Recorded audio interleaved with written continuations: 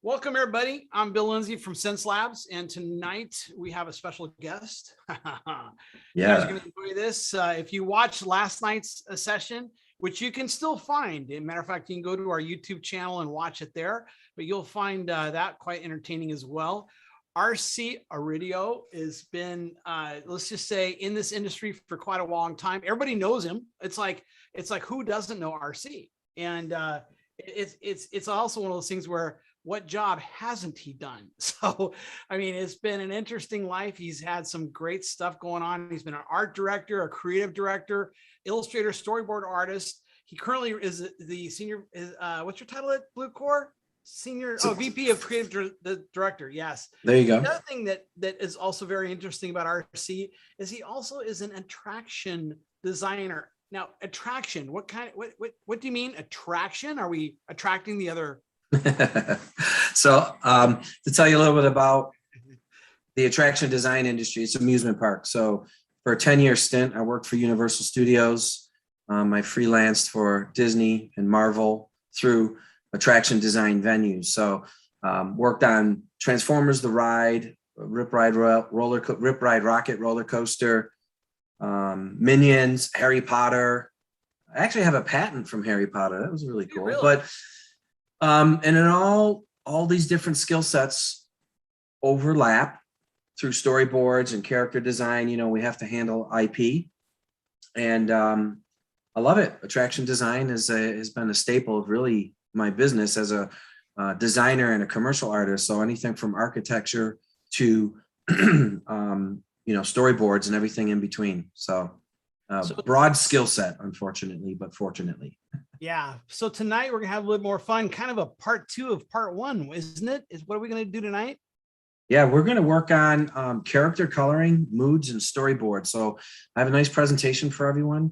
I'm gonna do a short recap on last night's session, which was sketching, grayscale, sketching characters, and storyboard. I did a storyboard breakdown and a lot of live drawing. So check out what we did yesterday on part 1. So this is part 2, and I'm looking forward to sharing this with you. Yeah, you are good to go. All right, let me grab this.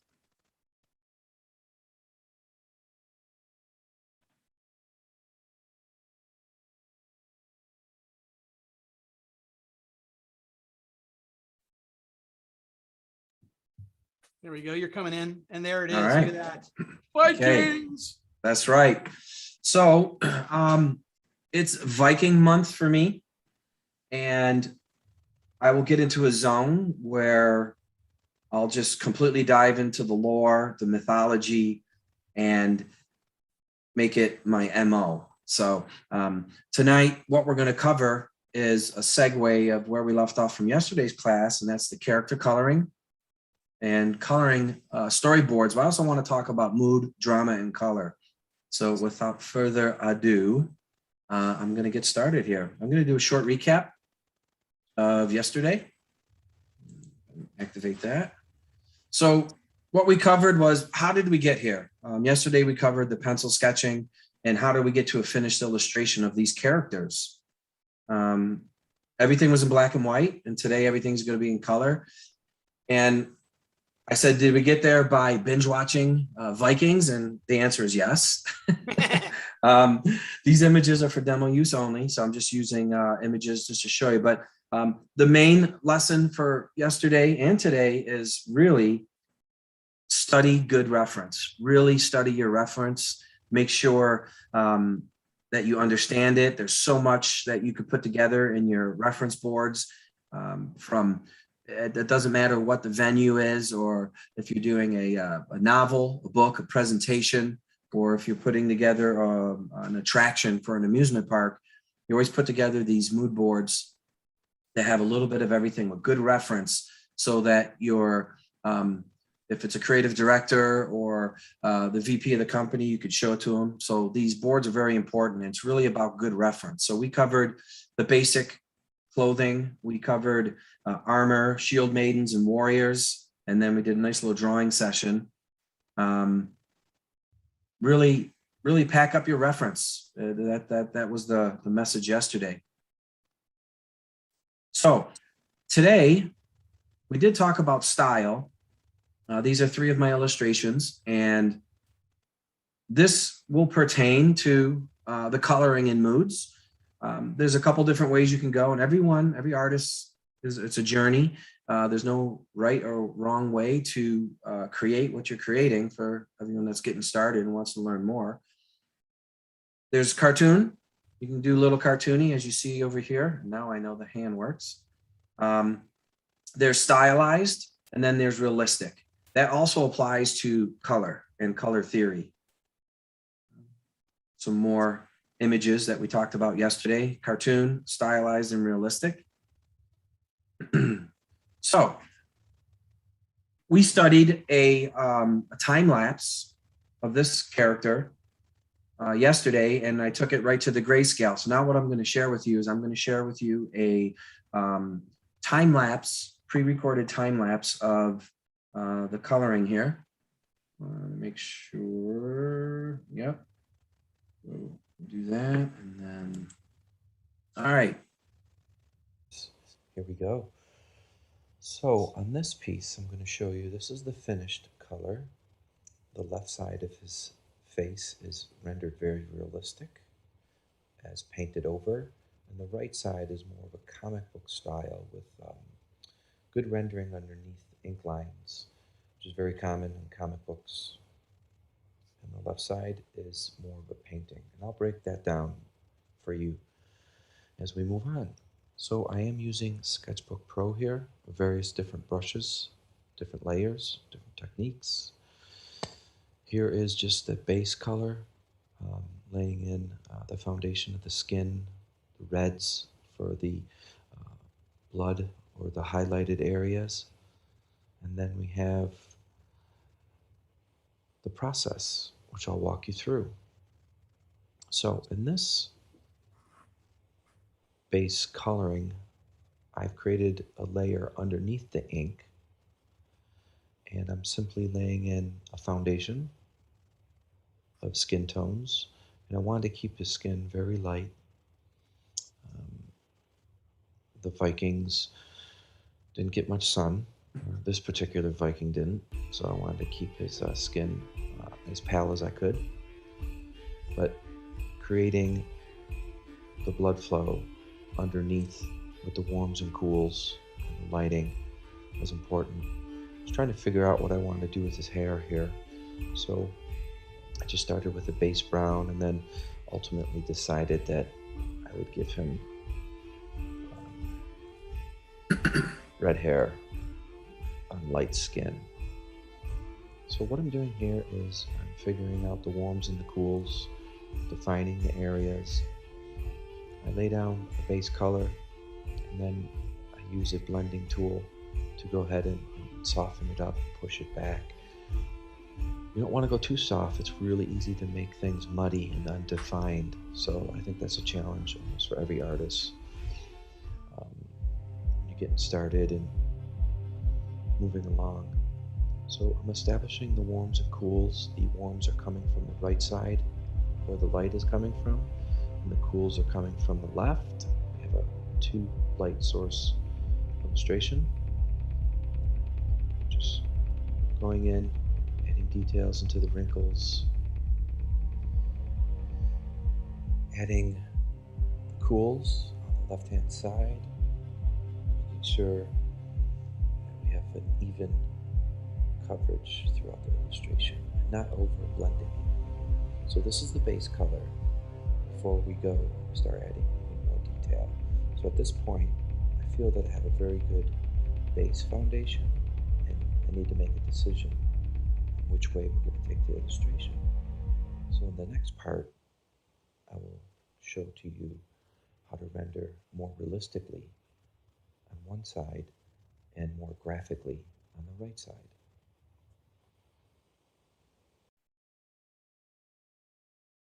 Okay, now we're going to begin the process of rendering.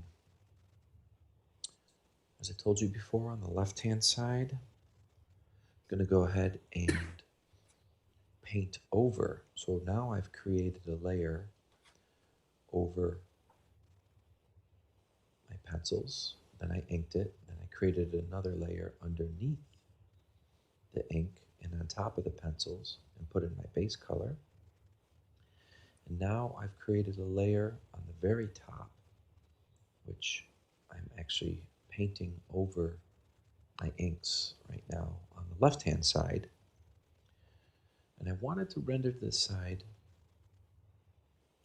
more realistically, and that was a stylistic choice. So I'm going and I'm adding different values and texture to the skin, blending it back and forth, making sure not to make it too soft. And I'm going to go ahead and define the hairs of the mustache and the beard using a couple different brushes. One's like a wiry brush, one is just a thin pencil for those finite details, and the third is a blending tool to kind of push it back. And it's a process. This is from my head, so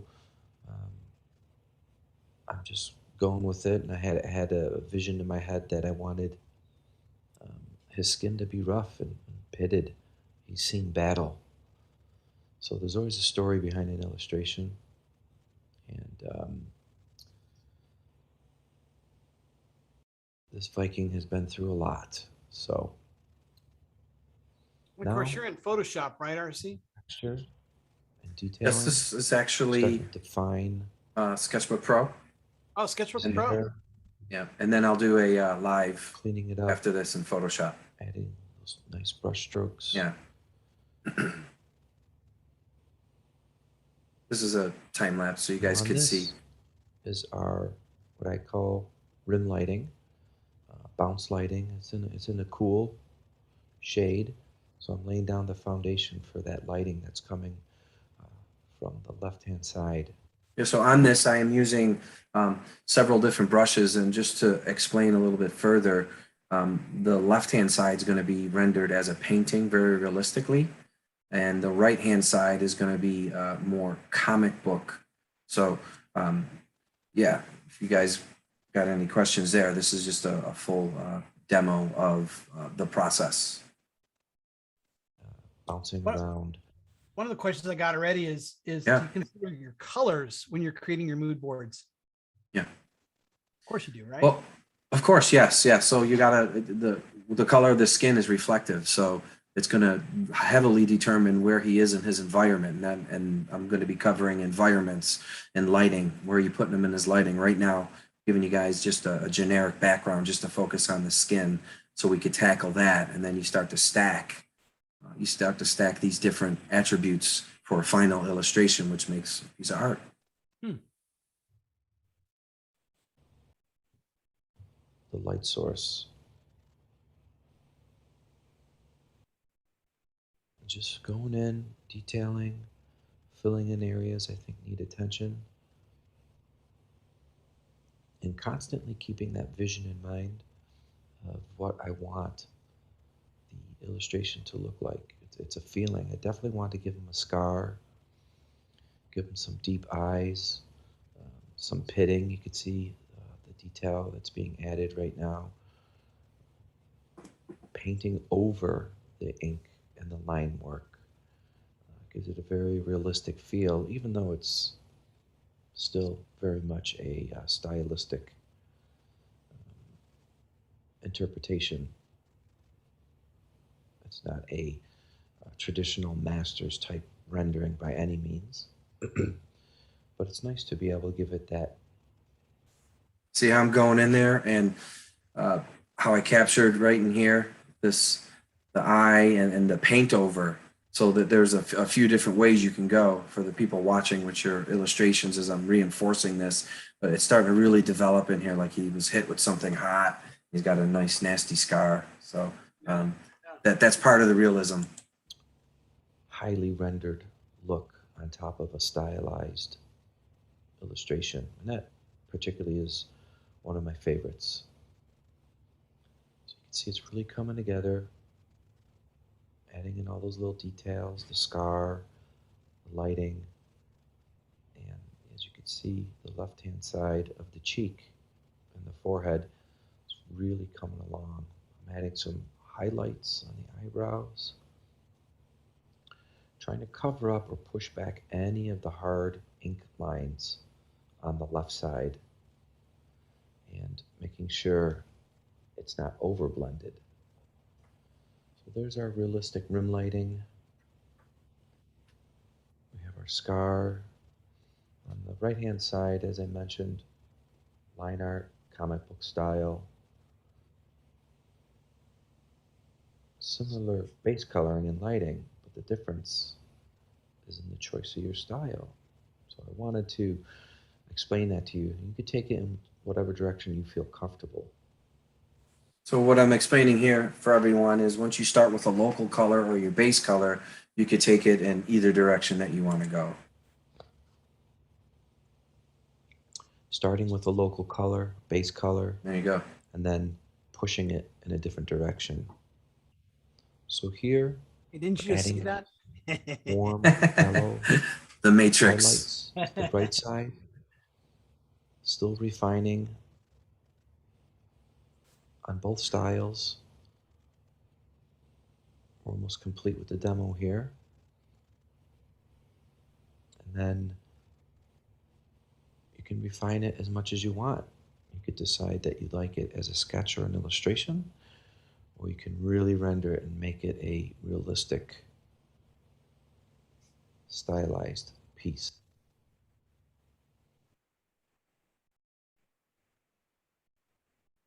All right. Okay, well, now I'm going to clean this up, put some final touches around the silhouette of the illustration. I'm going to add some final pieces here. Give it the signature. I like the graphics in this piece, so I added a nice moon ring in the background. And there you go. There is the finished Viking warrior from sketch to character. I hope you enjoyed it. All right. So at this point, if anyone's got any questions, I'm open for questions. If not, I'm going to jump right into Photoshop and get going there. Yeah, while you're getting into Photoshop, I was trying to understand what you meant by realistic on one side and cartoonish on the other. And when you're close up like that, I can see exactly what you're doing. Yeah. It's like a throttle, you know, you could push it either way, and both of them get the job done. But, you know, with clients and if you're doing this for an industry, some game companies want very realistic, like Red Dead Redemption. I had an interview with them at one point, and they wanted to know if you could render very realistically. And then other people want comic book and cartooning, which is fun and lighthearted. So there you go, guys. Going to go back to the presentation here, and we're going to work on our next piece, which is going to be the coloring of Leopard Queen. So let me jump right into Photoshop. I'm open for questions. So here is, just so you know, this is just a JPEG. I'm in Photoshop for this demo, and I started doing a little bit of coloring. I'm going to show you how I'm going to lay in some skin tones. I wanted to do just real quickly review where we left off yesterday for those people who have come back. And then we're going to jump into the storyboards, and I'm going to color those for you. And yesterday we did this piece live. It was a live sketch. And then you could see over here, we did some quick storyboards, and we talked about our journey, and then I did a nose right here. So what I'm actually going to do for you, since this is a coloring session, I'm going to lay out a palette. I started goofing around with this just before the episode. So to explain, what I usually do is I set up a palette of skin tones, and I have my brushes on one side. I really like this setup here, everyone. Yeah, I keep my brushes at the top, my color picker in the middle, and then my, and my layers here. So just to break it down, so I can get into some technical for you. We started with a real light blue line sketch, and then we dropped the opacity on that layer. And then we cleaned it up with some line work there. And then we added some gray tones. And that's where we left off yesterday. And then I went ahead and rendered this nose. Did some sample coloring here. I'm actually going to show you. I'm going to pull this to the side. You can kind of see that this is a layer for the people just getting started here. This is very similar in many different programs. I'm going to show you how to pull a palette together, and I'm going to recolor this for you, and we'll see how close I can get. So I'm going to go to my brush tool. I like using this. It's a thick chalky brush, just a square brush.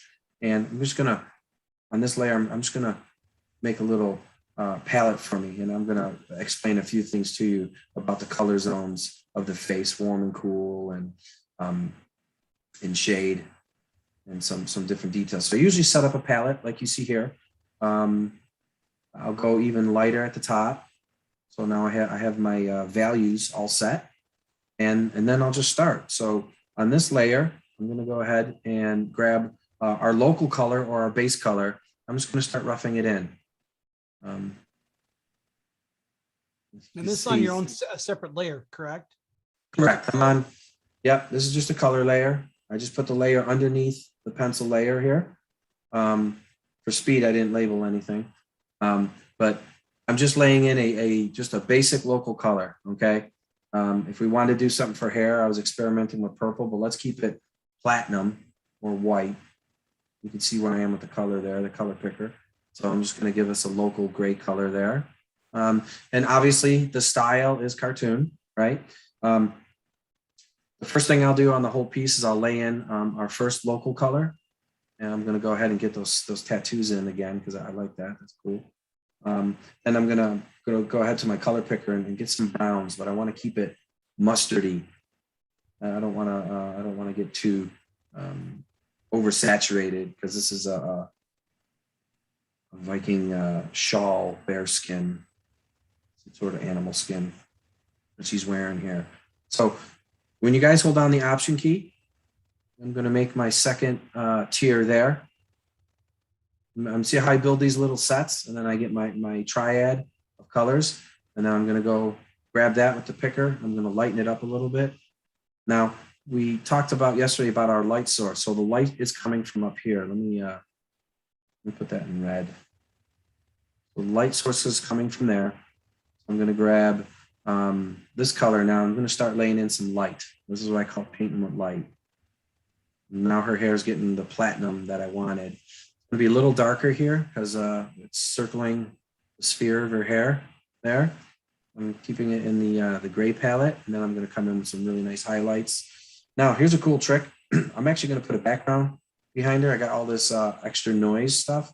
So I'm actually going to make sure I'm good there. I'm going to create another layer right here. I'm going to go with, for this demo, just so it pops out, I'm just going to go with something dark,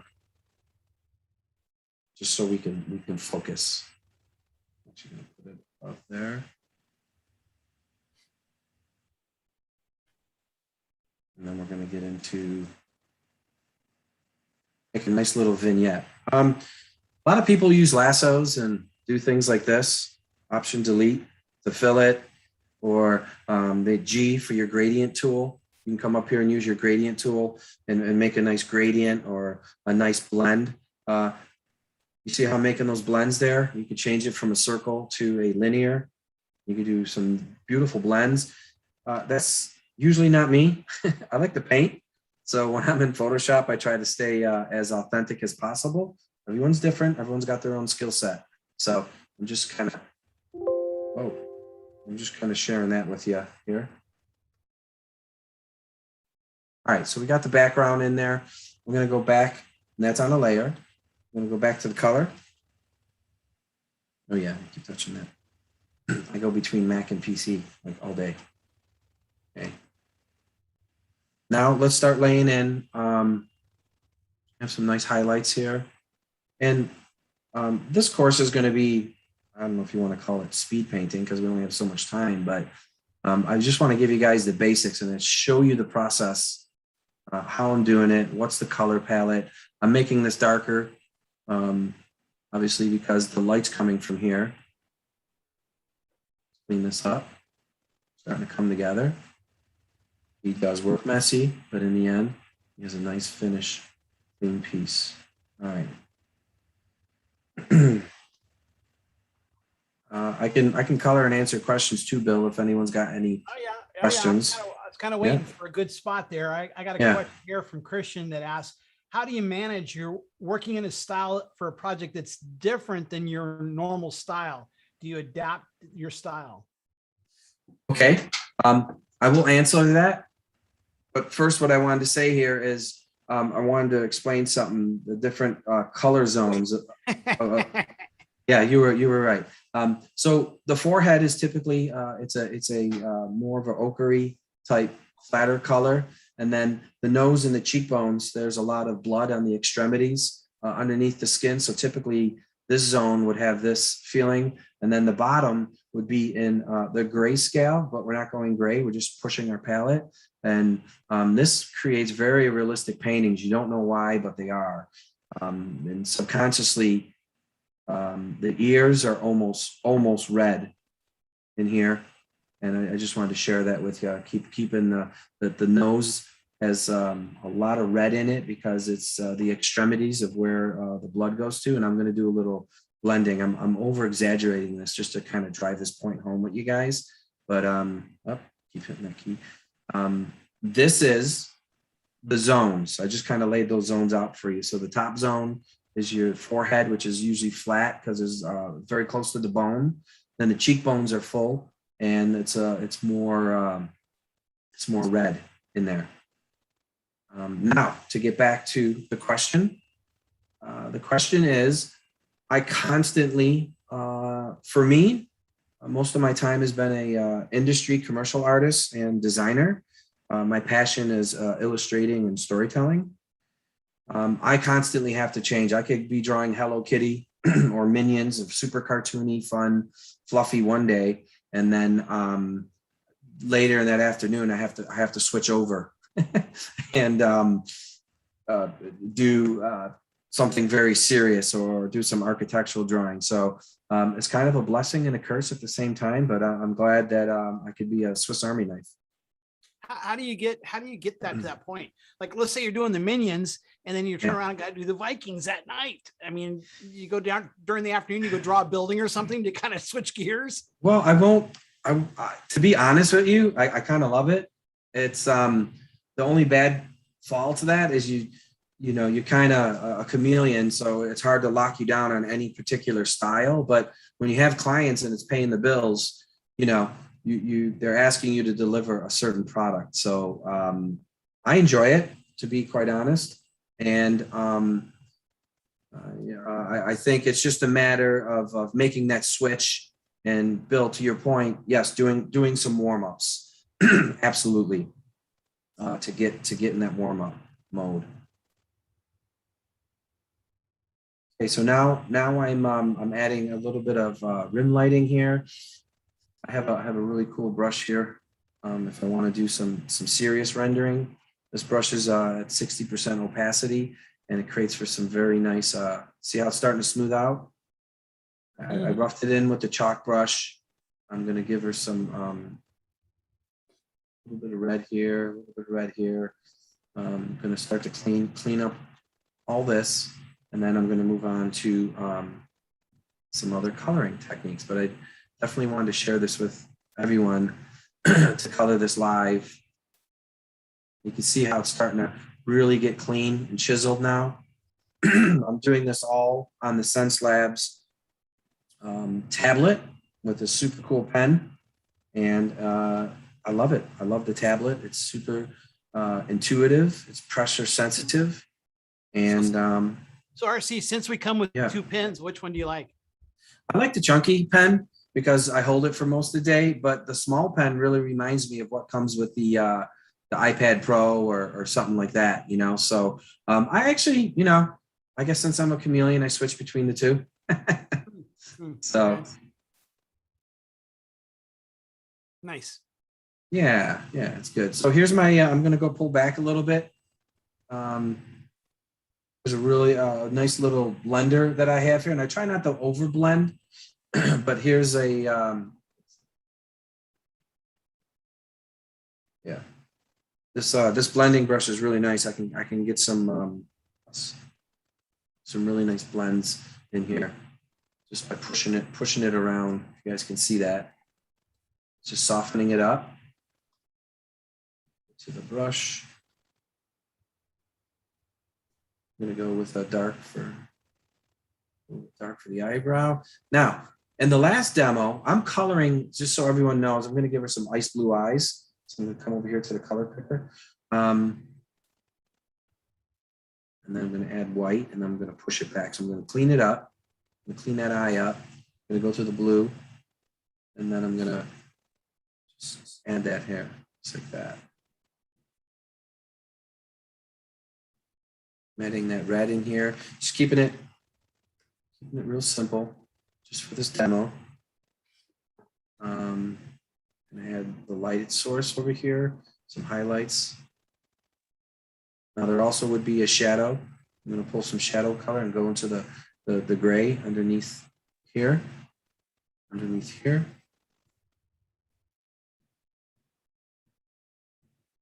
Now, if I want to go on top, I can go on top and create another layer and then actually start painting. But for a comp, for something quick, this would be, I'm looking at the time here, this would be good enough for a client to sign off on the look and feel of a character. Now I could go in, and really start to clean up the eyes, and let's do one eye. And I'm going to create a layer all the way on the top. Now this top layer, I'm just going to grab, since this is cartoony, I'm going to grab like a dark charcoal, and I'm going to come in here and really start to fine tune. And we're going to give her Viking tats back. So I got a question from Luke. He wants to know, okay, when you're pitching a deal or when you're working on just a progression here, which makes more sense for you? Is it working on one detailed painting in a week or 7 speed paintings in a week? Good question, Luke. It depends on the scale and the scope of the project, okay? To be clear, my first reaction would be to do multiple projects and always give multiple, I'm answering this correctly, is to give multiple designs for the client. And then it gives me choices and a way out of each one of those. So I would say do multiple, and then ultimately they're going to pick one anyways, and that's the one you have to refine. Got it. That's a good answer. Yeah. Thanks. So there you go. I could continue to render. I could continue to really develop this. I can make her eyes white, and then the last illustration, whoop, a little heavy. She had a little cut in her eyebrow here. There you have it.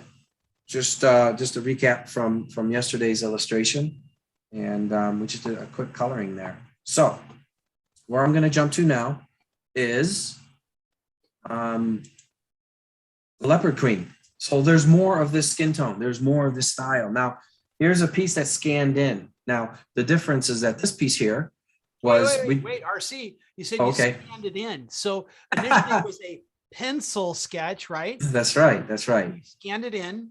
Yeah. And now you're working in Photoshop in color. Correct. So this one we drew live, and you guys saw we just did some quick coloring. I showed you some basic, some coloring there. This is a pencil sketch that I took a photo of, because scanning makes me sound old. And I brought it into Photoshop here. Let's see what the resolution is. Image size. Oh, okay. So this is decent. Just to share with you guys, this is a 16 by 21 at 200 DPI. So this is a really good image. There's a lot of meat and potatoes behind this. So let's go ahead. And this is a paint over, just so you know. This layer, if you guys can see over here, it's on normal. There's a couple different ways, but I'm just going to go in here and we're gonna start painting our Leopard Queen up. And I'm going to roughen the background, and I'm just going to do it really fast and try to give you guys some tips and tricks to now this is just a flat image with an image behind an image. So what we're going to do is we're going to completely cover it and I'm going to show you how to do that. So I'm going to create a new layer, and since I haven't been using the lasso tool, L for lasso, guys, big on the hotkey commands. If you want to be fast, you're going to learn these commands: L for brush, V for your move or vector tool, E for eraser. I'm constantly using every shortcut I could possibly use across the board. So I'm going to go M for marquee. I'm going to go ahead and put in a gradient background. You guys kind of see, I'm trying to figure out where's the horizon line. I'm going to put it right about there. So I'm going to go and I'm going to pick a gray blue. I want this one to be kind of a sunny day, actually. Okay. And then I'm going to do the ground as a almost gray there. And I'm purposely being dramatic just to show you. Now I can go multiply and start to rough that in. These are all the different effects I can do. I'm going to keep it at normal, and I'm going to push it back behind.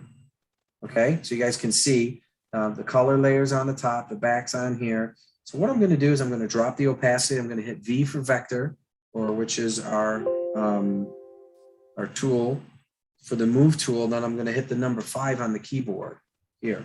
So I'm going to go 5 will give me 50% opacity. Now I'm going to go in with the lasso, and I'm going to cut out. I purposely use this one to show you some of the assets to Photoshop and actually building an illustration digitally. So I'm actually going to cut out, and I'm doing this all on the tablet with the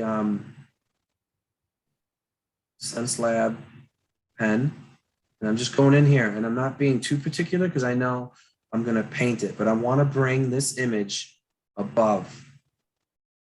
So does everyone kind of get that? And this is a really fast, efficient way to manipulate a photo that's excuse me, already flattened. It's really dry here in Florida. It's supposed to be humid, but dry in my house, or I should say in my studio. So here you go. So I have it selected. I'm going to grab the background. I'm going to go Command J, which means duplicate. I'm going to bring that to the top. All right. I'm going to bring my color layer. So let's call this pencils. Let's call this color over, because it's on top. I'm going to pull that up so you guys can see that. Right, I'm moving the layers. Oh, wrong layer. Just as RC is doing that, I'll just share, because like that's one of the things about Photoshop is sometimes you get so many layers. It's actually probably a wise thing to name a few of them. Yeah, I'm notorious. Actually, I always got yelled at because I had like 100 layers and stuff. But I've learned to streamline my workflow now due to efficiency. So you guys kind of see we got one layer here. We cut out this layer just so you know it's popped right there. So now the cool thing about that, when you're building a digital illustration, is we could do all sorts of stuff with, with the character and keep these two together. I can move them, I could scale them. So that's some of the assets or some of the attributes to Photoshop. So I'm going to go ahead and rough in a background behind here now. I'm going to bring this back up to like 90%. And I'm going to add another layer on top of it. I'm going to use my favorite massing brush, which is just a little simple chalk brush. And I'm going to go ahead and I'm going to show you guys this background blend one more time. So the horizon goes from light to dark. So I'm going to go ahead and use my gradient tool just to show you a different tool. And I'm going to pick a dark sky blue here. And I'm just going to lay that in, hold down the shift button. You see how I'm dragging that down, guys? Just like that. And then I'm going to add some nice snow white here, kind of bring that up. Let's get a nice, beautiful gradient. And now I'm going to switch it. That was linear, so that was a box. Now this one's a circle. Just to show you, I'm going to keep this on a separate layer. And I'm going to do like a radio blend there. I'm going to up the opacity. And you see how I can make these little circles? I'm going to, since I want to highlight her, I'm going to put a little glow behind her. That's a little trick. Now I'm going to Command D. I'm going to deselect. I'm going to go M for my marquee tool. I'm going to go back down to the square here. And I'm going to do the same thing. I'm going to give the ground just a little bit of gradient before I start. So G for gradient tool. I'm going to pick like a dark gray here. And I'm going to go to the linear square box tool is what I call it.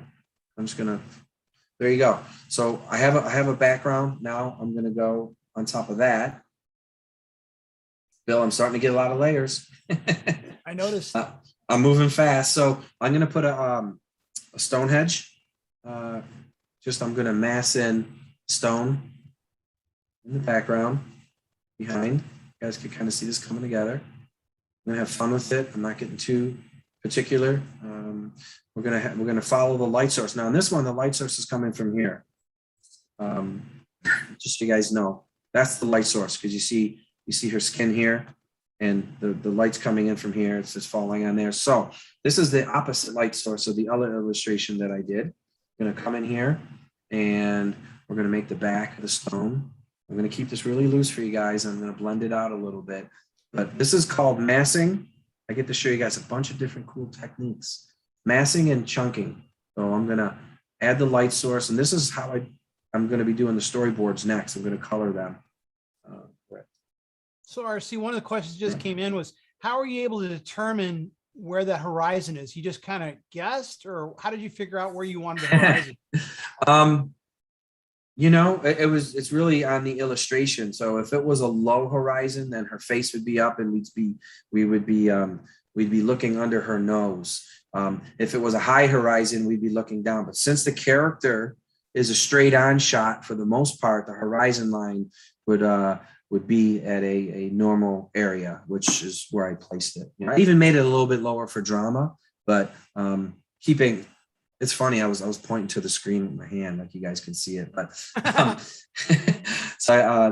it all depends on the structure. If I would have started just with the landscape, then I could have chose anything, but this is why I had to go with that horizon shot. That answers your question. How often do you sketch versus block in? I like them both. So now what I'm doing is cleaning in. Sketch every day. I have to, and I love it. It's actually annoys my family because I always got the sketch pad with me, but it is what it is. You have a sketch pad with you every day? Yeah. Where is it? It's let's see, right here. I can't see if I'm on camera or not. You're on camera. You see that? All right. Oh, So yeah, you guys can see that? Yeah, the sketch pad, it makes sense. Okay. Yeah. I use it. It's chocked full of ideas. And check this out. There's a little note I wrote to myself. Here's the distance between your dreams and reality is action. See? Nice. Boom. Take action. Draw every day. Repetition is your greatest teacher. So I roughed this in. Now I love this part of it. I just cleaned up the stone. And now I could actually grab it. If I hit the control or the command button and I click it, it selects it. See that? Now I can go on that layer and I can add some pretty sweet highlights where the light source is coming. So I'm using my option key. I'm going to grab some white light and I'm just adding just some real sharp, even a little bit of back here, a little bounce lighting. And then I'm going to put some cool glyphs in there. You see how nice and sharp that is? Now I'm going to lay in some clouds in the background. I like making these chalky clouds. This is one of those snow-covered days. So we're gonna grab some of this, and this is Norway. Okay, so it's very dynamic. We're gonna add a snow cliff here. We're gonna add some white clouds. Now you guys know where the source is. It's all about mood, right? Here's the mood. This one's a sunny day. Most of the Viking stuff is dark. So I'm going to go back to that blending tool, guys. I'm massing this in. Hey, the clouds also have a light source, right? It's going to follow the same light source. So let's get real light with the clouds here. I'm about to put some purple in the clouds. But that same information, cumulus nimbus, that same information is transferred in the clouds. I'm going to go to the blending tool. There's one other blending tool that I have that up here. Oh, yeah. This one, right? See. Oh yeah, that's it. This is cool. So I got this nice blending cloud. You see, I could soften those up a little bit. A couple touches. Oh yeah, look at that. Nice. Just here, let me zoom up on it. This is pretty good size resolution here. So I'm just softening those up. And then I'm gonna come back in with the chalk brush and erase them. I'm gonna do negative. I'm just gonna give them a little bit of you don't want it to be too soft. I'm just gonna clean them up. See how it's just kind of coming together there. I'm gonna bring that back a little bit. This cloud here. All right, blend it. So starting to come together. I'm just massing in for you guys. I just want to show you just a few different things, and I want to move on to some other areas. But I'm going to finish up with her skin and put some snow down on the front here. I was always taught in art school to completely fill the canvas, and once you have that, you can establish a lot more where you want to go with the piece. So real fast. She's there in snow. And then I can go on this top color layer and start to color in the skin. And then we could noodle as much as we want, but we're going to start with that local color again. Ready? I'm going to create another layer. I'm going to start with that local color. Now she's in a little bit more sun right now. So you can see I'm not really adding much, but then we're going to go with our second tier.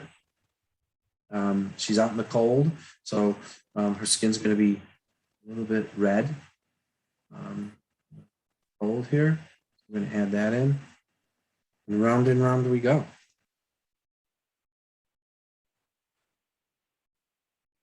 I'm painting on top, so you guys know I'm just doing a slow ghost painting, what I like to call on top of the pencil. She had a sword back here, which I'll add shortly. And I'm not going to do a full-blown render on this. I just want to show you guys the basics for this round and show you a different technique from other than coloring out. This is all the reference for the Vikings that comes in handy here. We got these bands, which I'm gonna put her in some red bands. Kind of roughen this in. And then we're kind of seeing this character go over and over with some of the same styles. I'm going to add some highlights. And give her a gray tunic.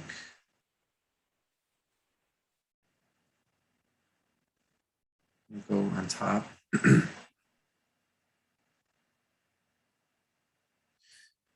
Remember, same as before. This is where the area has the most blood flow on the face. It's flat up here, so I'm going to a lighter color, and then it's more towards the gray area down here, and even on some of the shadows.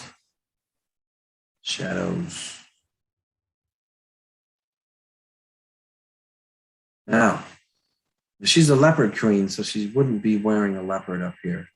That would not be cool. No, it would not be. No, you know, that's there you go. I want to get to some other things with the storyboards, but I've done 2 demos. If anyone has any questions, I'm going to kind of exit out of this one and really get to the storyboards, just so I could split up my time between the two. So we did some base coloring here in cartoony form. You got the other demo that we did. This is just a very beginning stage of starting to build this here. I would come in here and I would really start to render this and turn this one into a real digital painting, and it would be hours of work. But since we're doing this live, we don't have hours. But what I'd like to segue in next Now if anyone's got any questions before I leave this area, now's your time. Other than that, I'd like to jump into the storyboards and talk about mood boards for a little bit. All right. You go ahead and move over because you got to remember they're about 30 seconds behind us. They won't ask a question until you already moved on. I'm moving fast, Bill. Okay. Go for it. Go for it. All right. So let me, I'm going to go back into the presentation here and share a few things with you. Color storyboards, Viking Hero Saga. Yesterday, let's see if I can do this. Keep referring back because this is a two-part series, and this is pretty good resolution. Yesterday, we went ahead and I showed you the grayscale for this very cartoony. I know there were a few people to kind of be a chameleon. Very cartoony Viking village. Now, yesterday I pointed out the scale. This is about a 6-foot man here, and you can see the scale of the Great Hall. And I went ahead and colored this piece for one of my stories that I'm working on. And I just wanted to mention everything you guys are seeing right now. A lot of this content is on my Patreon account. So very similar lessons that I'm planning there. So it's up on my screen there. So it's patreon.com/RC7. Everything that I'm doing here are similar lessons are going to be continued throughout the year. So I'm pretty excited to share that. So look at the mood. Let's talk about mood for a moment. Mood and color and theme. So this was a painting that I started. I didn't finish it. It was for a short story I was writing about the Viking village, which we're going to segue into these storyboards now. But I wanted to talk about how do we get there? How do we get to this piece? What's the story we're telling? Mood, color, and drama. What's your inspiration? I wanted to share something with everyone right now. What really inspired me to become an illustrator or an artist and really set me on my path was the famous artist Frank Frazetta, the Grand Master. And here are some of his paintings I'd like to share with you. These are all happen to be Viking paintings, so I thought it was fitting. The first one is Cain on the Golden Sea, and it's just a beautiful piece. And talk about light, color, and drama. It has it all. I mean, every one of his paintings has it all. High contrast, great composition, drama, and it's moving when it's standing still. He's not the moment before, he's not the moment after, it is the moment.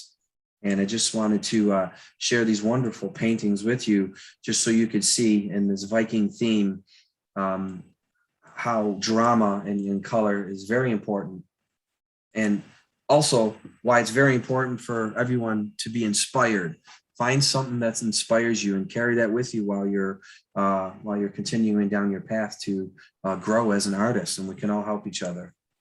I had the privilege of meeting Frank, which is a double inspiration when you get to meet your mentor and spend some time with him. He has since passed, and I was lucky enough to be in his studio and go to his grand opening of his museum.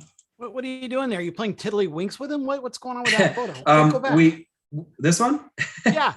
We designed rings. We were designing rings. There's a Death Dealer sculpture. We were designing rings for the Frazetta family. We're still in touch with Frank Jr. We're good friends with them, but it's an amazing feat. And I just simply put this in there. There's young RC holding an original oil painting, and these paintings usually sell up in the millions, guys. So it's an honor to be part of that. He just let you hold it, right? You gotta get it back to him, right? Yeah. It was we were doing some documentation of some of the paintings, so that's super rare. There's a picture of my brother Dominic, Frank Frazetta Jr. in the middle, and then this is the New York City Comic-Con. The reason I bring this up is because inspiration is important, and he is the best of color and drama. So I just wanted to share that with everyone. Okay, before I move into coloring the storyboards, once again, these images are for demo use only. It's my disclaimer. This is from Brave. Beautiful, beautiful color scripts for everyone out there. This is an artist that they would hire just to get the tempo and the theming, and it's so fitting. This is a Scottish tale, and I'm doing a Viking tale, but very, very similar in themes. Look at these beautiful boards, and they're painted very loose, and it's taking you through all the different moods and lighting. So the second part is coloring storyboards. So I wanted to share work from grandmasters and professionals, what they're doing, and how you can learn from it by actually really studying the reference. Yesterday, I spoke about, Bill had asked me, talking about how do you get inspired? What do you do? Sometimes I'll pause a DVD, or if I'm watching Vikings or animation, I'll pause it and just really study the frame. It's about studying these frames and looking at the shadow and the lighting, and these color boards are fantastic. So you could just Google it or go to Pinterest, and you guys will arm yourself with a lot of great resources. And these lessons are set up to help advance the people who are just getting started. So these are traditional color scripts that are used for motion picture animation movies and feature films. The mood boards. Yeah, here we go. We've got, stormy seas and beautiful golden sun. We've got the witch over here. And if you guys, I said this yesterday, if you squint, all the important stuff appears. Everything else goes away. Here's a nice one. And they're painted really loose purposely. There's not a lot of detail in regards to rendering or smoothness. They're purposely chunky and loose so that you could get the feel color-wise in the screen. I really love these boards. If I found them online, and it's the same scene, but it shows you all the different emotions that happen with color when you are putting together a scene or an illustration or telling a story. Colors have psychological impact on how you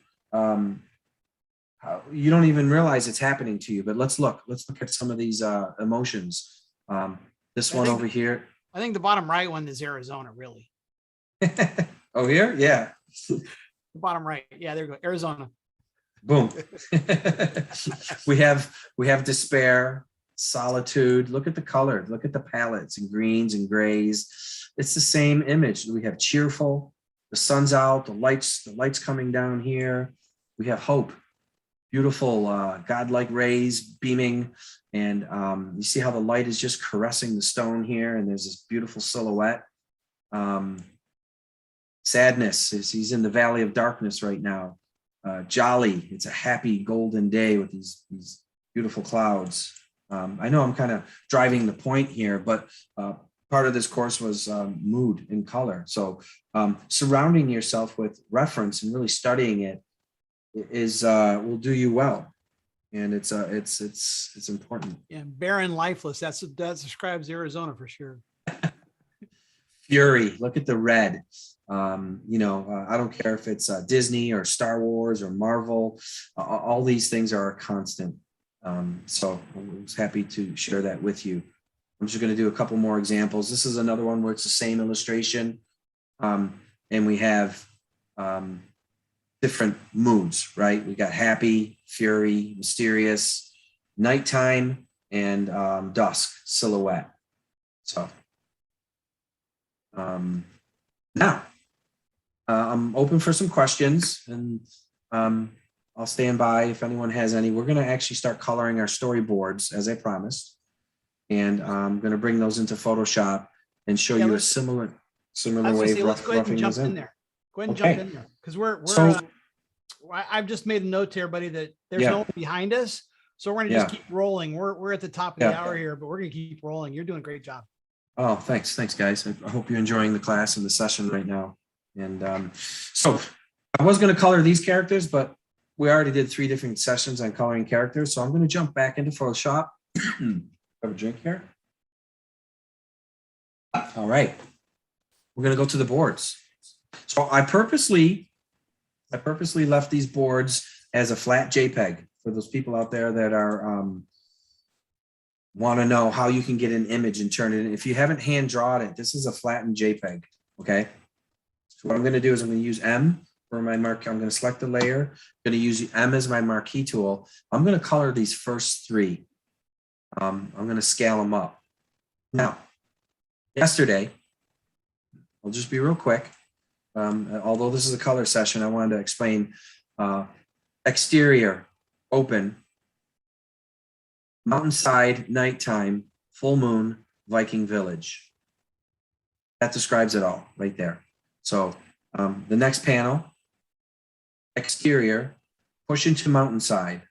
So as you see these arrows, that means that the camera is moving in, it's pushing in, it's zooming in. Mountainside of the cabin, moon in the background. Little notes. The camera's pushing in even more. Looking into the window, see the Viking father and sons. All right, let's color those. Ready? M for marquee. I'm going to grab it here. I'm going to pick the wording with it too. I'm going to go Command J, which means duplicate. I'm going to shut off the other layer. I'm going to zoom back. Command T, scale. I told you guys I use these quite a bit. I think this is at 200 resolution, so I'm just going to put that right about there. And I can see the image is breaking up a little bit, but that doesn't matter. It looks good. It looks good. We're going to color it. Couple things you could do at this point. You can grab this and you can multiply it. So now it's on there, and then I'm going to create a layer underneath it. I'm going to start roughing in the color. Now, I do have a slightly gray background. I always use a slightly gray background so I can always accent things with white. And let me show you how. I'm going to go to my color picker over here. I'm on the tablet. I'm going to go grab one of my MIDI brushes here. And I think I'm going to use this chunky brush. It's very fast. So pure white. This is going to go under the line work. Usually I color under the line work because all the hard work's been done. I'm going to show you something here, guys. I'm going to show you how to tighten this up. If you go to filter and you go to sharpen, watch it sharpen up this image. I'll do it once. I'll go filter. I'll go sharpen. I'll sharpen it again. It just really made that image a lot crisper. I know it's a subtle thing. So we have nighttime. So let's go ahead and rough in our night color. I'm going to go with a nice blue here. I'm going to, I'm on that layer. I'm going to color behind it.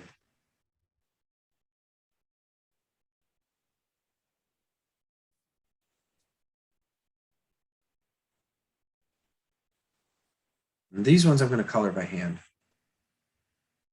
See how it's getting a little bit less in there? I'm just going to dust it in, and I'm going to go one higher so you guys can kind of see what I'm doing here. I'm going to get the eraser. I'm going to clean it up. And that hour went fast, huh, Bill? It did. Yeah. Chelsea's asking this. I'm not sure I understand it, but Okay. she's saying, for storyboarding, is it an opportunity for you to play with colors that may be used from now on, or are they just placeholders? Good question. And the answer is both. The reason why the answer is both is because at any given moment, when you're doing storyboards, especially for production, they could just excerpt scenes and change them. So if I'm understanding this correctly, you really need to take that opportunity to play with the images and the color and create multiple versions. Huge for art directors and storytellers to have these multiple versions. So there you go. Now we're going to go with a dark color in here, just to rough in the mountainside. It's dark at night. Just roughing these in. We're going to show a little bit of light in the valley here. We're going to keep it light here because it is a full moon. So there's going to be some rim lighting or radiant lighting coming across. Now we want to go with a healthy orange, yellow orange for the fires that are lit down here. So really simple. That's why I kind of showed you guys the mood boards, so you can kind of understand that not everything has to be so overly rendered. You really just need to get down to what's important. And you see when I put these boards together, how it all comes together. I'm going to do a little smoke coming out of the chimney here.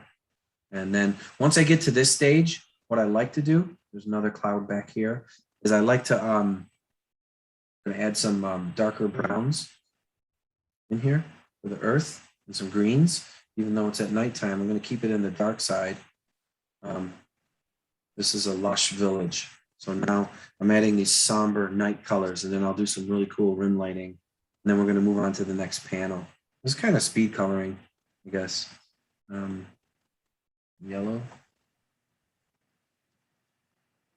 All right, we have our village. Kind of, you know, I'm doing this purposely just to show you. I usually work small when I'm doing the boards, but you can kind of see just in a moment how we can clean that up. Now, what I'm going to do now is I'm going to do a layer on the very top. I call this my FX or finish layer. And I'm going to lay in some really crisp rim light from the clouds. Excuse me. Here we go. I'm taking out the black there. I'm gonna, since this is a stylistic, I'm gonna do some hand scribbles on top just to let the director know, or if I'm directing it, that we're not getting too serious. We just want to get the basics down. So the scribbles are there on purpose. Yeah, I'm just being lazy. No. You see how I added this white light? Watch this. This is gonna really. You see how that beacon of light? Who knows what's going on down there? But you know that there's some sort of something happening in the village. It's a happy little village. All right, a little bit of smoke, activity. Now's an opportunity. I have this other brush that I love that's gonna, watch this, is gonna really clean up these pencil lines, and then I'm gonna move on. You see how I'm pushing the pencil lines back? I'm cleaning up this background. This is fun. Even though it's late, it's fun. I really enjoy it. I can't imagine doing anything else than what I'm doing right now. So.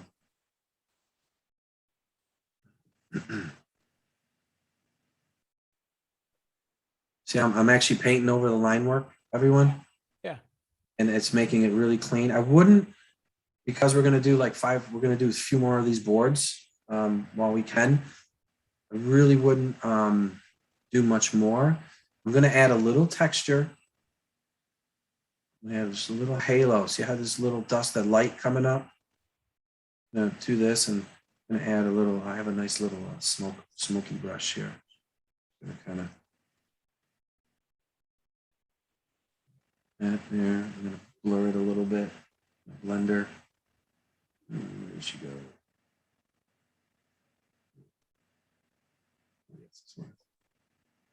Yeah, there we go. It all comes together. Boom. Nice. There you go. All right. So there's one. We're gonna group that. We're gonna select this command. Click. Command G for group. And I'm gonna call this board 1. I'll label it for you guys. I'm moving fast. Board 1. Okay. Let's go to board 2. So now we're pushing in. So since board 2 is pretty similar, I could do one or two things. I could go to that last board, and I can go to that last board and kind of snag all the colors in there and keep that up, and then detail this. But I'm going to pass this one, and I want to show you how we can render a silhouette scene with the father and son.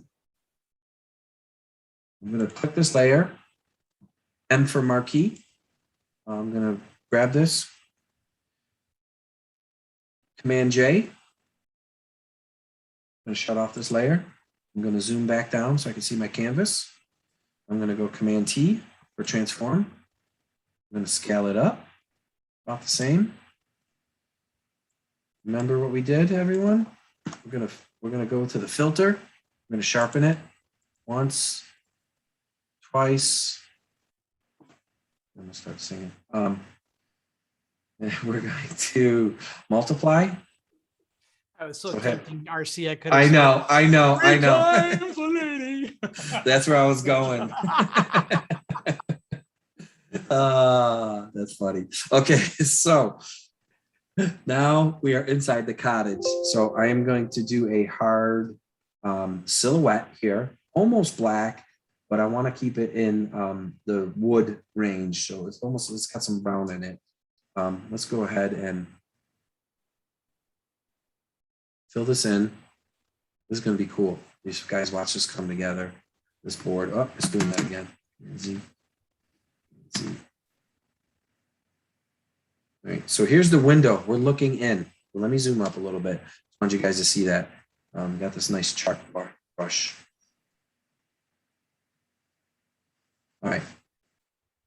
Now, we could add some bricks. I go a little bit lighter, and we could add some, I go on the top layer above.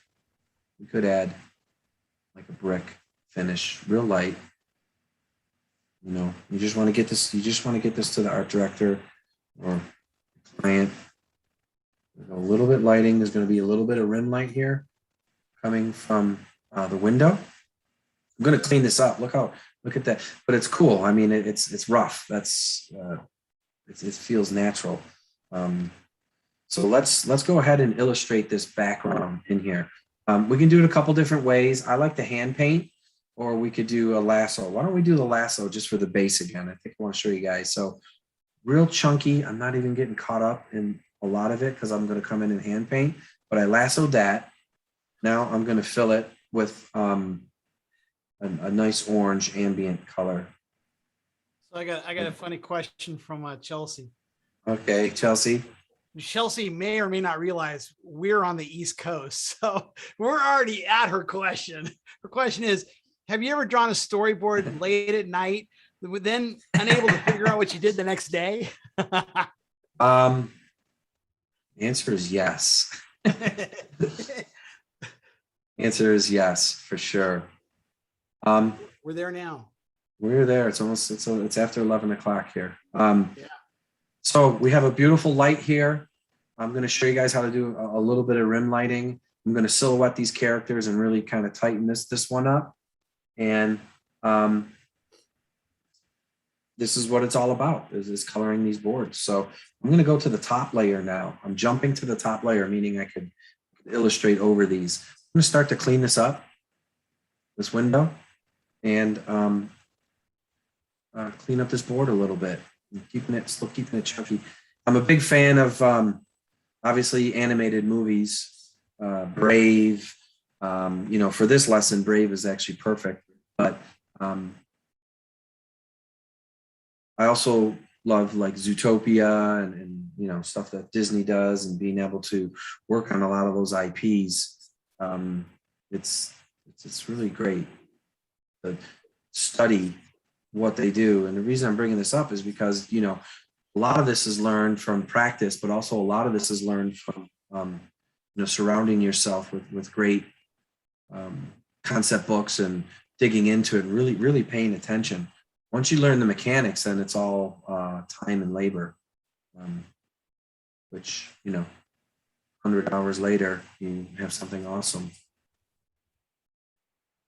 So we're cleaning this up. You see how I'm leaving the black, but I'm putting a lighter tone here. It's an old Viking window, so I'm actually going to put some ropes in here, and then I'm going to silhouette the characters in here. I'm going to silhouette them on the pencil layer because I don't want to mess with that. I'm going to make this nice. This is the father. He's got a massive beard, chunky. And then you see I'm going to block this in, and we'll get into some details. This is one of the sons hanging out here. There's the rest of the window. I'm just going to do this again just to kind of show you guys. You see, it gets the job done. Now we could take it in here. This is a nice little feature where you actually draw. I'm going to go on the top layer now. I'm going to go with my sketchy brush, and I'm going to start to define. I'm going to go one more higher here. I'm actually going to start to define his face on doing this from memory.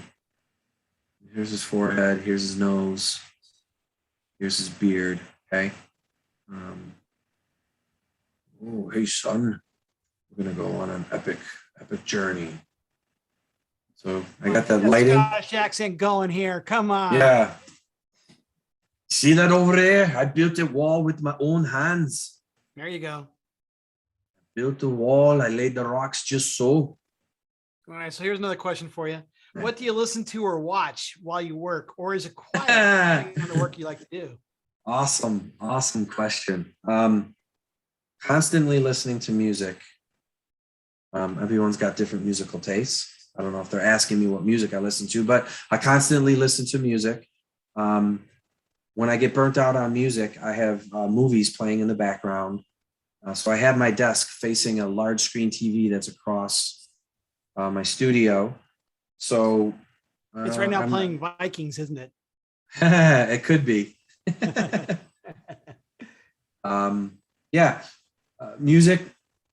I start the morning off with classical in the morning, and then Scottish bagpipes. Is that what you got? Yeah. And then I move into get you in the mood. Rock and roll, and I just listen to it. I love everything. I love all music, but I work best with classical music because there's no lyrics. So anything that's, I also listen. This might help you. I also listen to soundtracks to get in the mood, because there's no lyrics, and sometimes lyrics can distract you if you're writing, especially if you're writing. I can't listen to music with lyrics because I'll either start singing once, twice, start singing. Oh, Bill, you sing too. That's awesome. So guys, there you go. This is a very quick board. I'm going to put these boards side by side. So I'm going to group this one.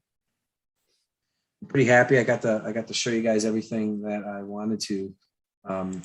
And then it's really going to be up to Bill and everyone online to see if you guys want me to keep going. I don't mind. Let's see. So this is my vector tool. I want to move this layer. Yeah, that's not what I want to do. Oh, auto select. I'm going to take that off so it'll move. Oh, here it is. A little different on this one. Group. I'm going to move the whole group. Damn it. I was doing that. I'm just going to grab it here and move it. There you go. Now you got it. Yeah. Okay. So I'm going to grab that. I'm going to extend my canvas. It's the C button, guys, for crop. And you just pull it there. I'm going to have to go down to the bottom layer and go to my brush tool. I hit Option and then Alt, Delete. And then I just extended my canvas. See, digitally, it's pretty cool. You could do anything. I'm in my boards. I'm going to go to the second storyboard. I'm going to move that. I'm going to go to the V for the V tool.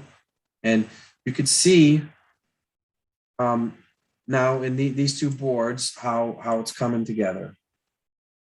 If you guys want, I'll do a third board. Yeah, do one more board. We got to do a little bit. We'll go again. We got no one behind us, so yeah. We'll do one more board. Cool. So successfully, we have a night scene with some rim lighting. We see the father. Let's see where the story takes us now. Let's go. Let's look at what we have here. I think I'll let you guys pick. I'm gonna go through some boards. Bill, you're gonna have to help with this. It might get messy, but you guys can pick the next board that I do. So here's page 1, and this is 1 that we colored. We skipped 2. This is 3. This is the father reverse angle. This one is really cool because it's got a full moon and they're walking down to the ship at the dock. Here's the second set. You guys can see what's going on here. They're walking down the dock. They're getting ready to board the Viking small boat. There's my reference. And this is a bird's eye view looking down. This is a side view. And let's go to the third board, which is where we go to Atlantia. We skip scenes here and we actually go to under the sea, and not Ariel's Sea, but the Viking Sea.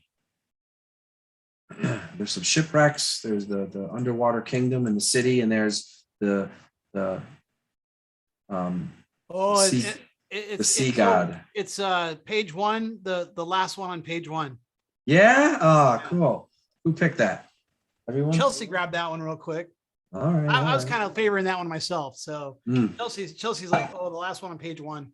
This is a good one. That's a good call. Let's do it. All right. So you guys know the process. M for the marquee. I'm gonna select it. Control J to duplicate. Shut that layer off. Control minus. Just helping you guys with the fast keys here. I'm gonna activate this so it's auto layer. Oop. I'm on group, so I gotta change it back to layer. Yeah. Command T for scale. And 8 hours later, a full day of production and coloring, and you're ready to turn in your boards for your assignment. So yeah, it's a lot of work. Once you got the skill set, it's about being disciplined, but it's also learning how to do your work efficiently. So this is going to be fun. Let's go ahead, and now that I've shown you guys each of the character colorings 3 times, and we did 3 boards. So we're going to go up here. We're going to go to multiply. We're going to create a layer underneath it. We're going to drag that layer underneath it. And we're going to start our local or base color. And I'm going to go with my chunky brush. Similar colors to the first one. And I'm going to rough in some blue. Really cool, guys, I wanted to share with you right now is not only is the brush set at 60% flow, the tip sensitive, pressure sensitive tip allows me to do, this is not a second color. I didn't change colors. Let me back that up. Watch this. If I press hard, I get full opacity. If I press light, I'm getting, it's amazing. I'm barely touching the Xencelabs tablet right now. It's so cool. The levels of pressure in this just are amazing. It allows you to get multiple colors just by the pressure of the pen. Very cool. Look at that. Dig it in. Okay. So here we go. I'm going to lighten it up. And here's a question for you. Is it key to keep Sure. them simple, the shapes and forms, or do you get more complex comps? Well, this stage, it's always simple, but it has to be accurate. If that answers your question, it has to be accurate. And sometimes the simplest is the best. I'm going to go right to the white. As the project moves along, at some point, you're going to have to get into some really nitty gritty detail for sure. That's a given. So guys, we are following our light source now. And what's the light source? It's the moon, right? All this light is going to fall on them, all the highlights. Oops. And I'm gonna add those right to these clouds, and then we're gonna blur them and blur them again. And this is the end of the dock, and we're gonna stay in that blue family. But I want to add a little teal, just to get a little bit of teal in there, and I'll go over it with the blue just to create some magic, because color is magic. Now see, I'm pushing it back, and there's the teal. Okay, you have our clouds. I'm going to go with some midnight blue over here, which if I was oil painting, it would be Prussian blue. Beautiful color for nighttime. I'm going to add stars and lighting on this one. The father's holding a long sword. You can't quite see it yet. Here's one of our clouds. So we don't want this to be mountains. We want these to be rolling clouds.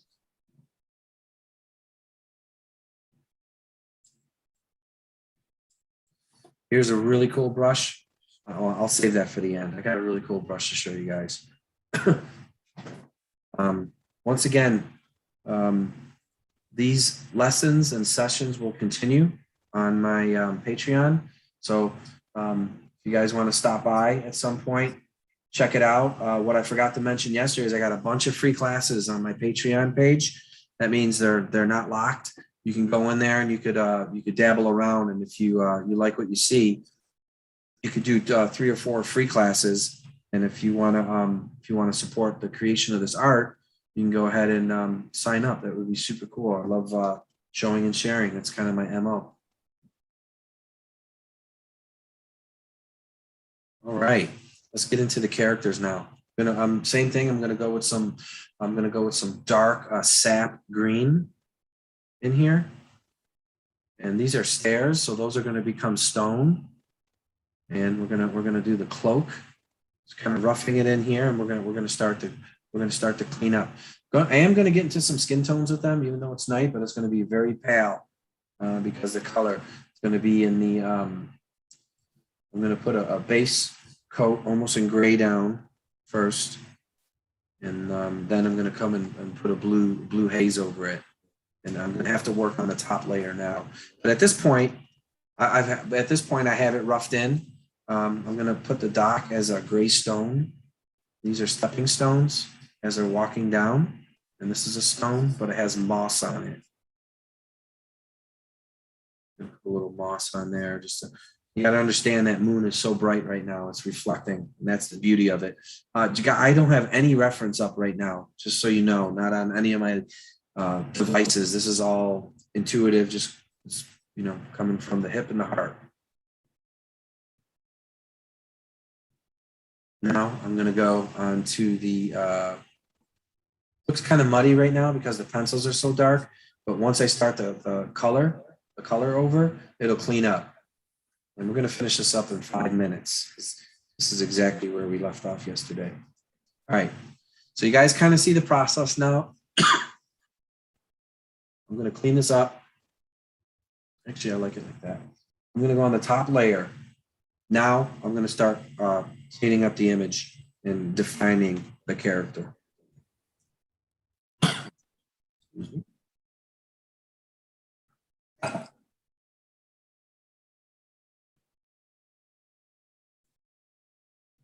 He's got this, we're going to give him a red beard. Right, Command D. Something selected. B for brush. Oh, okay. That's right. Can you guys hear that? Yeah. I was wondering, I thought it was me the whole time. I'm going, what's going on over there? That's me.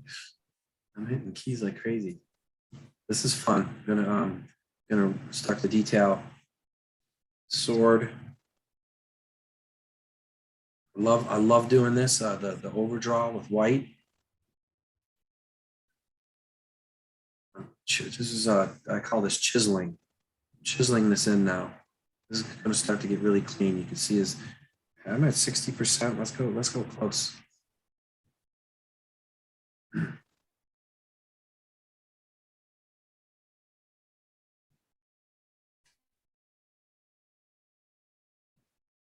Okay, you barely see his nose and his eye. This is going to be a mighty nose, and his eye here.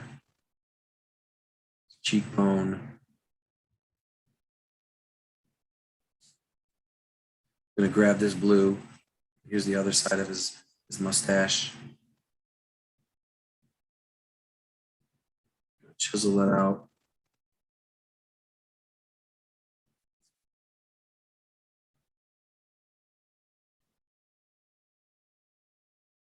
And there's your paint over.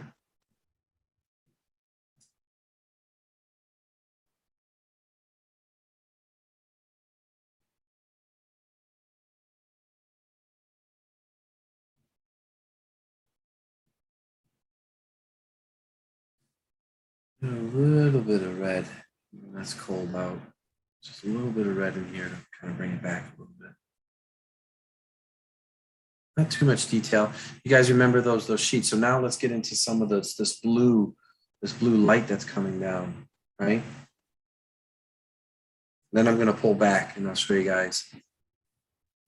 This is kind of the rim lighting. His hair pulled back.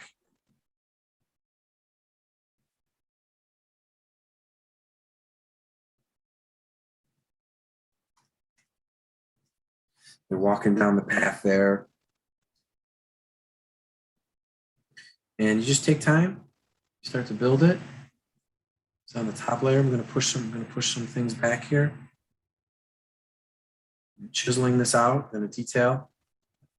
I'm going to push these clouds back, and we're going to create some fog.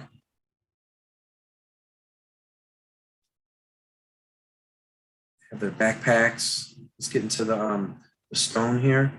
Start to see the dock. Gonna go into some grays.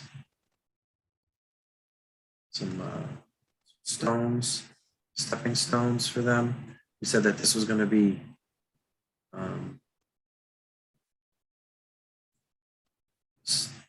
mostly dark, and then fill this in, this guy.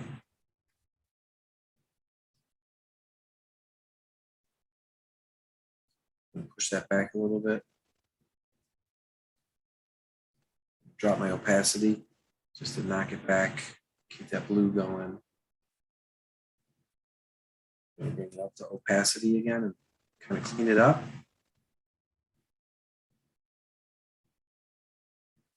We'll put all the boards together and I'll show you what we got.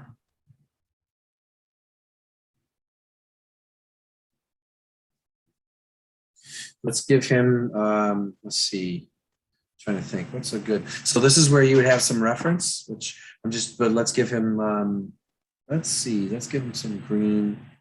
There's already green. Let's give him some yellow, tan for his garments. Boys, he's wearing a cape, so let's make that red.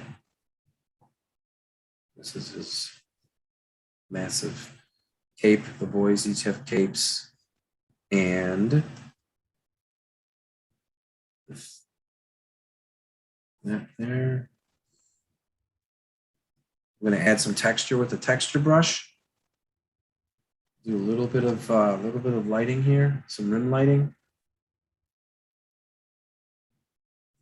This is phase one.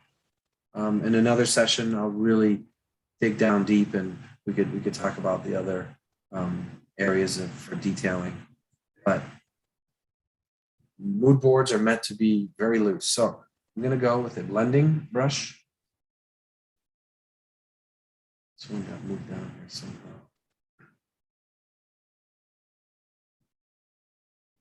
That's that one. I'm going to push those clouds back. Not too much. And I'm going to add some fog. Ready? Here's a surprise brush for you guys. I have a special brush. It is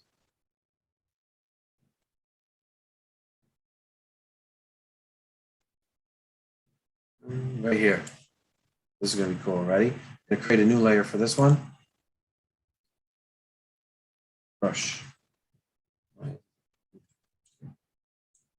There we go. Option.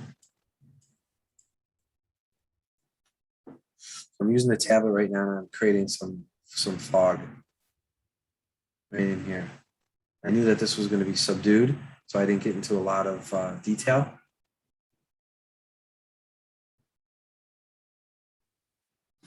Clean it up, and that's it.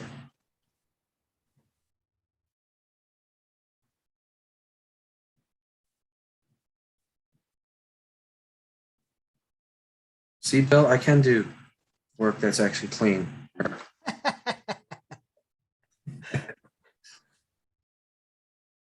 I'm gonna line up these three boards. Yeah, this was the nice little tablet pressure test there. So I'm gonna group this. 1, 2, 3. You know, I'd like to spend more time on this one, but we're gonna line up our boards and share them with you guys here. 1, 2, 3, so you can see what we've accomplished. I'm gonna do that. Should move the whole board. Yep. So I'm going to scale this down a little bit so we can get all three on the screen. One's going to go there. I'm going to do this guy here.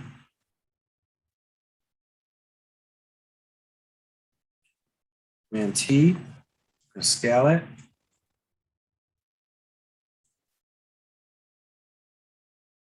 A little bigger. This is the fun about Photoshop. We're going to go back to this one and move it all the way over. 1, group 2 here, and clean that up. Board 1, Command T. I'm scaling the whole group. That means everything in those layers are being scaled. 2.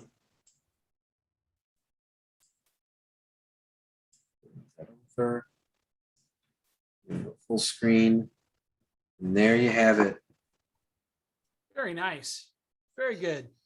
Just gave you guys the whole gamut, from characters to boards to moods. And you know, you can use these to tell a story, whether it's your own story or you want to be published. Just, you know, follow these steps and keep rocking with it. Very good, RC. All right, guys, we're going to wrap it up for the evening. RC, obviously, if you wanted to get some more stuff on RC, he's got a Patreon account, RC7. You can also reach out to Blue Core Creative and be able to get it as well. There you go.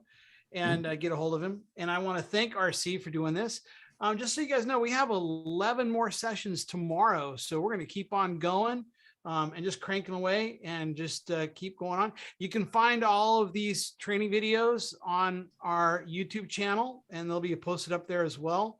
Hey, RC, do you have that video playing by chance? Your video that you started with last time? Yeah, I have it. Play it. Let's play it out. That'll be our ending. Play it out. Okay. Okay. Let's do it. So you want to do the end of the video? No, play the beginning. I want the horns blowing and everything else. else. Yeah. Okay. That was cool. The way that we started, let's end it that way.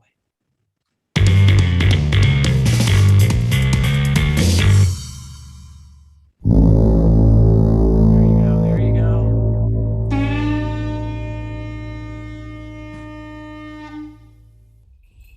And of course, that refers to yesterday's pencils. Hello, everyone. I'm sharing this with you because I love Viking mythology, the imagery, the strength, and the power. So welcome. Hope you enjoyed this lesson. Let's begin. Very cool, RC. Thank you very much. Again, that was referring to yesterday's was pencils, today's was color. Again, they'll both be on our YouTube channel, and RC obviously got his Patreon. Oh, there we go. The horn again. There we go. You guys have a great night. I bet your kids loved it when you're running around blowing that horn around the house. Well, right? Hold on. I actually have a treat for you guys. Uh-oh. Didn't have to go far either. He's reaching right above his desk. This is going to be scary here. What do we got, RC? Of course, he doesn't even have his headset on. So if I'm still on camera. Yeah, you are. We'll put this in here. This is a real sword. Nice. Okay. And wait, hold on. Oh. So it's 11:30 at night here. So let me wake everyone up. I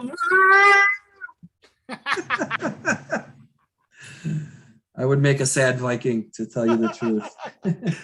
Oh my gosh. Well, thank you again, RC. Take care, guys. It. And we'll see you guys all again soon. And thanks again for being on the Xencelabs channel. Take care. Bye.